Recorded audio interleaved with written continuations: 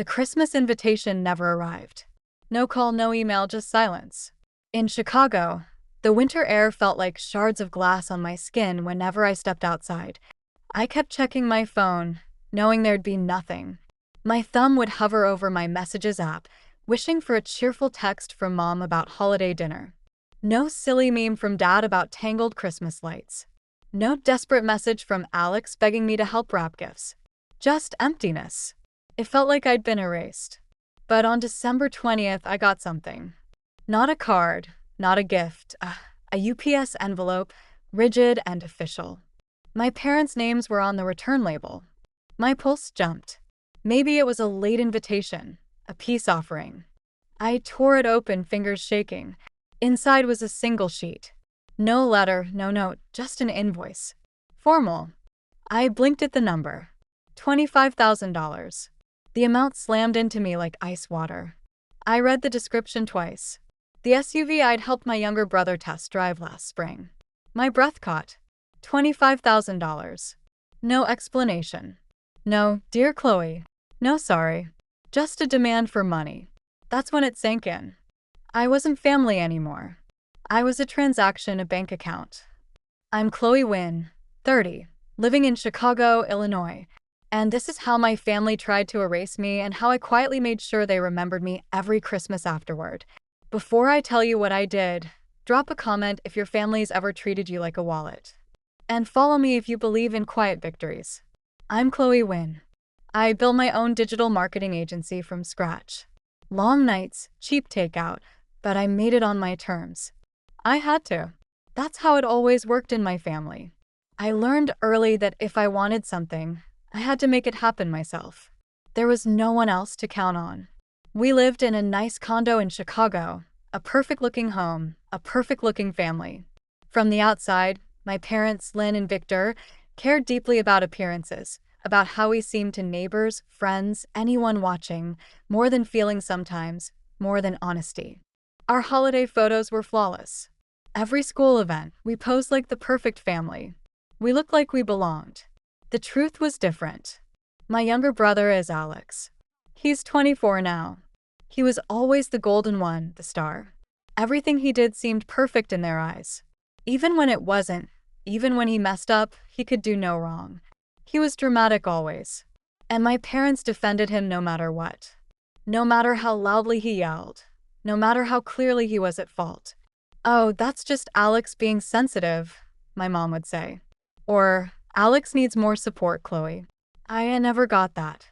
I was just expected to be strong. I saw it my entire life. I was 5 and Alex, 3, ripped my drawing. My careful picture ruined. I cried. My mom rushed to Alex. Are you okay, sweetheart? Did Chloe scare you? Not, Chloe, are you all right? It was always like that. Birthdays, holidays. Alex got the bigger slice of cake, the more expensive gifts, the comfort. I was told to share, to be patient, to be mature. And me, I was expected to give back. That's what they'd say. Chloe, you're so responsible. You give back. Meaning Chloe paid. Chloe fixed things. I proofread Alex's essays. I drove him to auditions. I listened to his problems. I was his built-in support. His emotional punching bag sometimes. When Alex went to college, I paid a big part of his tuition. Not all of it, but a substantial piece. My parents said money was tight. It would help Alex get started. Chloe, you're doing so well with your business. I wanted him to have a good start. I wanted to help my brother. He was family. So I did it. And when he graduated, I helped him with job leads, used my contacts, sent his resume around. It wasn't hard for me. I wanted to be a good sister.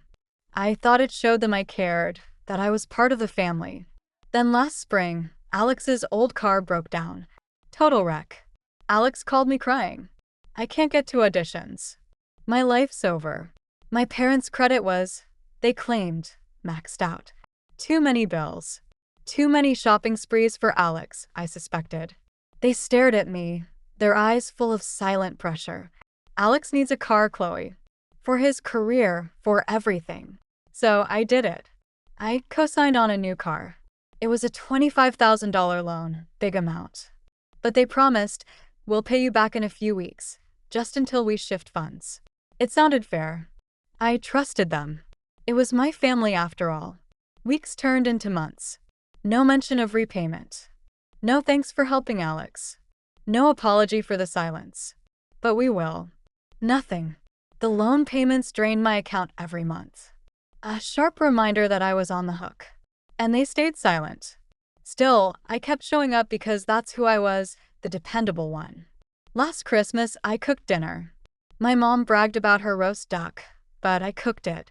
And all the sides. I brought gifts for everyone. Thoughtful gifts. Even though money was tight after those car payments. And what did I get? My mom Lynn glanced me over. My cozy jeans, my soft sweater. Chloe, she said, her voice just sharp enough. Why aren't you wearing heels? It's Christmas. We have company. Just like that, after hours in the kitchen, after buying gifts, a comment about my shoes. It was always something. This year, I knew I had to set limits. It was hard. Work had slowed down. Money felt tighter, and I was exhausted. Tired of being the helper. Tired of being the bank. So I told them I couldn't host Christmas this year. Mom, I just can't. Work is overwhelming, and I need a break. I said it carefully. I hoped they'd understand. And I said I couldn't give them more money. Not right now. Things were tight. Mom, with the business and bills. I didn't mention the car payments. I thought they knew. They had to know. That's when the silence began. Not a fight, no shouting, no insults, something worse. Nothing at all. A vacuum. They just stopped talking to me. My calls went unanswered. My texts stayed unread. It was like I disappeared.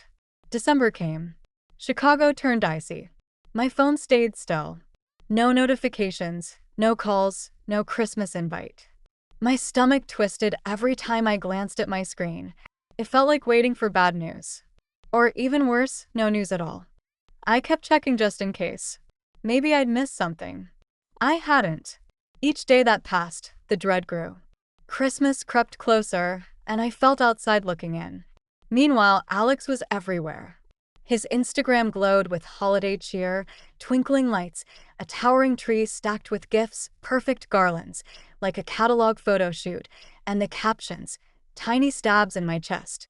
Feeling blessed for my amazing family this Christmas. Stick around and hit subscribe if you've ever felt invisible in your own family.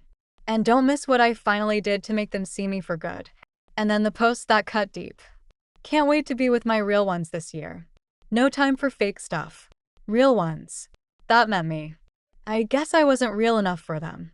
I wasn't one of their real ones. Then came December 23rd. The day before Christmas Eve, a UPS envelope arrived at my door. It looked so official. So final. I picked it up. My fingers felt cold. Maybe it was an apology. Maybe a late invitation. A peace offering. I ripped it open, my hands shaking. I wanted so much for it to be different. Inside, one piece of paper, not a kind note, not even a short letter. Just a printed invoice marked urgent. Payment due. It was from my parents, their names at the top, mine at the bottom, listed as account holder. My eyes went to the amount, $25,000. It hit me like ice. Then I read the description. Outstanding balance for Alex's 2023 Toyota Corolla. My breath caught. $25,000. Just like that. No, dear Chloe. No apology. No explanation. Just a demand for money. A bill from my own family. They wanted me to pay for the car. $25,000 due before year end. They wrote that Alex was taking responsibility now. What did that mean? Taking responsibility by sticking me with the bill. And the part that hurt most, the lie. They claimed I'd promised to give him the car as per your verbal agreement to gift the vehicle to Alex. A lie. I never said that. I'd asked to be paid back. Then the insult. They called me disruptive and unreliable. Disruptive, unreliable. Me, the one who always showed up, always paid, always helped. I felt betrayed completely. My own family. Cut out of Christmas. No invitation, no dinner, no explanation, nothing. And then they sent me a 5-figure bill like I was a stranger, a debtor, someone they barely knew, someone who owed them everything. My name was missing from the group chats, not in the family thread, not in the Christmas planning texts, nothing. I felt like a ghost. I found out things through others. My cousin Lily called that night. "Hey, are you coming to the family dinner on the 24th?" she asked, sounding casual. My stomach twisted. I tried to keep my voice calm. "What dinner, Lily?" I asked. She stammered something about Alex hosting. A big family gathering. Everyone was invited except me. I wasn't invited. I hung up, feeling empty. My heart cracked into sharp, aching pieces. It was Christmas Eve. Scents of pine and cinnamon drifted through the hallways of my building. I closed my door. I'd given them everything. My time, my money, my loyalty, my help, my presence. And what did they give me? Nothing. Just a bill. A cold, hard bill. And silence. A silence that shouted, "You are not wanted." For 2 days I spiraled. It felt like falling down a bottomless pit. Christmas Eve, Christmas Day, I spent them alone. My apartment felt endless and echoing. The quiet around me roared.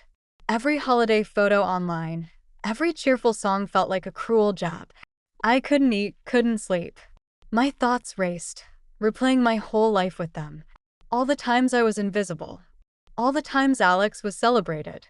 All the times I said yes instead of no. My chest squeezed tight, breath short. My eyes burned with tears, but I refused to cry. Not yet. I opened the loan files for Alex's car. Digital copies on my laptop. Paper copies hidden in my file cabinet. My hands trembled as I pulled out the papers. I printed them again, needing to see the words in black and white. My name stared back at me, bold and clear. Chloe Wynn, primary cosigner. Beneath it, Alex's name as the secondary borrower. That meant I was still on the hook for $25,000 for his car. And if Alex stopped paying, it would crush my credit, wipe out my stability, my independence. I checked Alex's Instagram again. He was posting constantly. Selfies, driving around in my car, his new car, showing off, tagging fancy malls, shopping bags piled high in the back seat, laughing, smiling, living his best life. While I sat alone, gripping an invoice for his car, a car tied to my name, my problem. The injustice burned in my gut. I considered paying it off just to end it, to make the problem vanish. Maybe win my way back into the family. To stop the silence, to ease the pain. Maybe if I paid, they'd see I still cared, still wanted them, still belonged. But then I read the invoice again. Disruptive and unreliable. Those words echoed in my mind. They called me unreliable. Me who always showed up. Me who fixed their messes. Me who paid every time. I stared at the loan contract again. My name primary cosigner. Not a backup. Not just a helper. Primary. That meant I had rights. Control over the car. It wasn't just Alex's. It was tied to me, my credit, my future. And they called me unreliable. They twisted my help into a supposed gift. Sent me a bill after shutting me out. Something shifted inside me. A silent click, not rage, calm certainty. I was done being used. December 26th, the day after Christmas, the day they thought I'd just pay quietly. I didn't. I took a hot shower. I dressed with purpose. No pajamas, no leggings. Real clothes, a crisp white blouse, dark jeans. My head felt clear, focused. I drove to the dealership, the one where Alex chose his car, the same place I'd driven him, where I'd sat patiently while he picked colors and features. I'd even helped negotiate the price down. I carried the original loan papers, every document organized in a folder. My hands were steady now. I stepped inside. The dealership was calm. Post-Christmas quiet. I asked for finance. A man named Mr. Carter came out. I sat across his desk. My voice was firm, calm, professional. I explained everything. My name's on this loan, I said, pushing the documents over. As primary cosigner, I haven't been repaid as promised. This is a breach. I'd called a lawyer the night before. A friend's referral. He'd told me clearly. You have rights, Chloe. You can reclaim the car. My lawyer drafted a letter. I handed it to Mr. Carter. He read it carefully. His eyebrows lifted. He glanced at me, then at the paperwork. So, you're saying your brother stopped paying and you want the vehicle back? He asked. I shook my head slightly. I'm saying the repayment agreement wasn't honored. My name's on the loan. I want to file for recovery. Saying it felt strange, like it was someone else's battle. But it was mine. Mr. Carter began calling people. Finance, legal. I sat waiting, quiet but resolute. My phone buzzed. My lawyer checked in. I gave him an update. He told me to stay strong. I felt calm power rising. For the first time, I was deciding the terms. For once, I was in charge. With my lawyer on the phone for quick advice and help from the finance company, everything moved fast, faster than I expected. They confirmed I was the primary co-signer. No repayment had come. Repossession began. The car was taken back in 48 hours, straight from Alex's driveway. They came quietly and hauled it away. Alex's rage exploded publicly. His TikTok went viral. My car was stolen, he shouted into his phone. His face red and tear-streaked. By my own sister, he cried, yelled, filmed the empty driveway. Thousands commented. Some defended him. That's so harsh. Others were blunt. Maybe pay your sister back, Alex. Is this the car your sister paid for? I watched the video once. His tears meant nothing to me. His drama felt hollow. Then I blocked him. I stayed silent online. No posts, no explanations, no scenes. I blocked everyone. My parents, Alex, cousins texting, demanding answers. I deleted their numbers. Filed it all away under peace. A calm washed over me. A quiet power I hadn't felt in years. It felt like a weight lifted. Then I took the car back to the dealership, told them to sell it. I got back a decent sum. Not all, but enough to cover payments and some stress. Part of it I donated. Not to them, not to my family, but to a women's shelter in Chicago, a place helping women rebuild, empowering them. I donated in my family's name, a silent nod to what they weren't. It felt right, like giving back on my terms. In January, the calls began from my mom, my dad, then both. Chloe, how could you do this? My mom shouted. Alex is devastated, my dad said. You ruined Christmas. They called me selfish. I listened. Let them rage. I was ready. Then their anger faded into pleading. Alex needs his car for work. Please, Chloe, can't we fix this? I answered once. Come clear. I'm not your bank. I'm not the villain in your story. You chose Alex. You cut me out. Send me a bill, not an invite. So send him the bills from now on. Then I hung up. I felt free.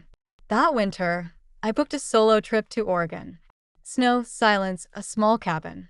I hiked, read, drank tea, found peace I'd never known. A real Christmas for me. Before leaving, I sent a simple white card, 3 words inside. Merry Christmas anyway. No return address, just theirs and let it go. All of it. Would you pay if your family cut you out and sent a bill? Or take back what's yours? Let me know. And if this hits home, like, subscribe, and share with someone who knows what real self-respect costs.